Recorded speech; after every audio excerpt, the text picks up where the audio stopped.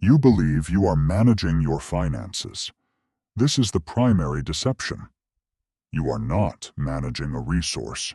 You are responding to a stimulus. Financial fear is not an emotional failing or a temporary state of stress. It is a structural requirement.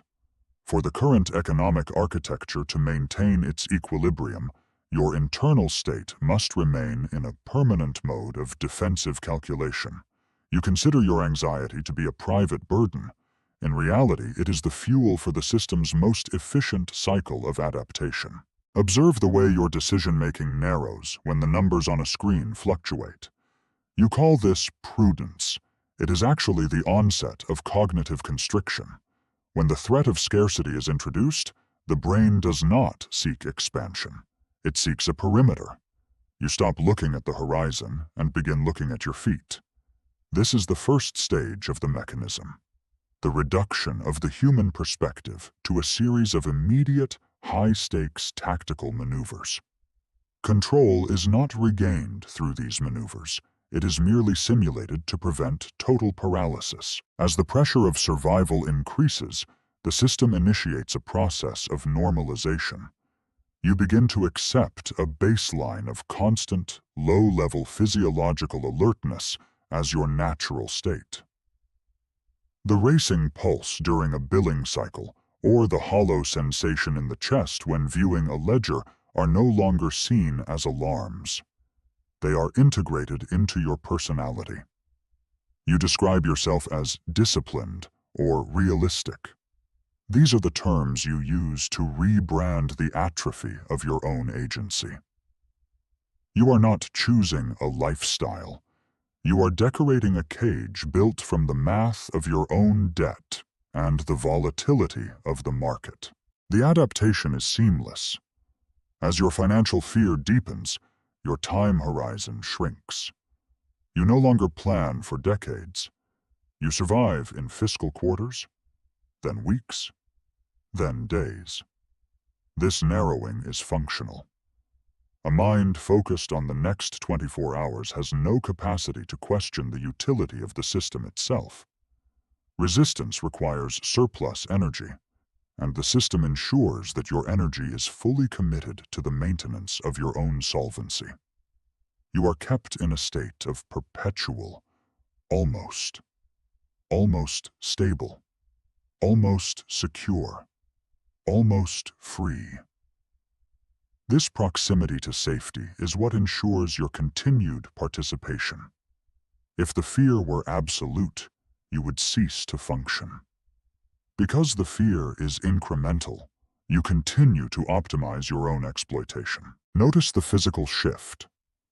The body does not distinguish between a predator in the brush and a negative balance in an account. The endocrine response is identical. However, unlike the predator, the financial threat never leaves the clearing. It remains. Therefore, the cortisol does not spike and recede. It plates your arteries and recalibrates your nervous system. You become a biological mirror of your bank statement, rigid, reactive, and depleted. You view your exhaustion as a sign of hard work. It is actually the sound of a machine running at a temperature it was never designed to sustain. Reflection is the first luxury to be discarded. When the cost of living rises, the cost of thinking rises with it.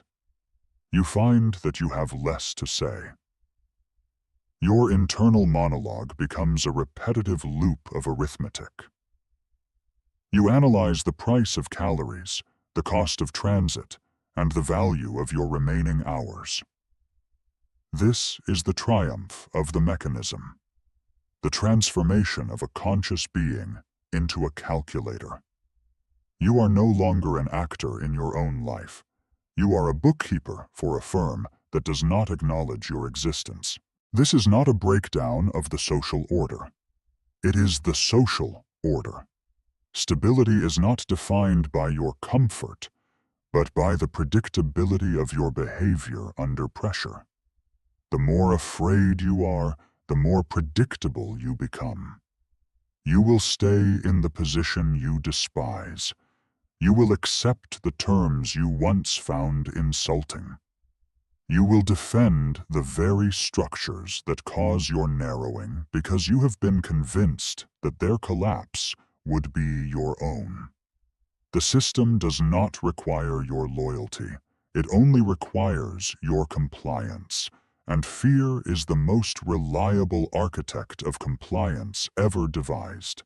It operates without the need for enforcement because you have become your own warden. You check the numbers, you feel the squeeze, you adjust your life to fit the shrinking space. This is not a crisis to be solved. This is the functioning of the apparatus. It is working exactly as intended. The pressure will not be lifted. It will be recalibrated. You will continue to adapt. You will continue to calculate. The cycle is not ending. It is merely refining its grip.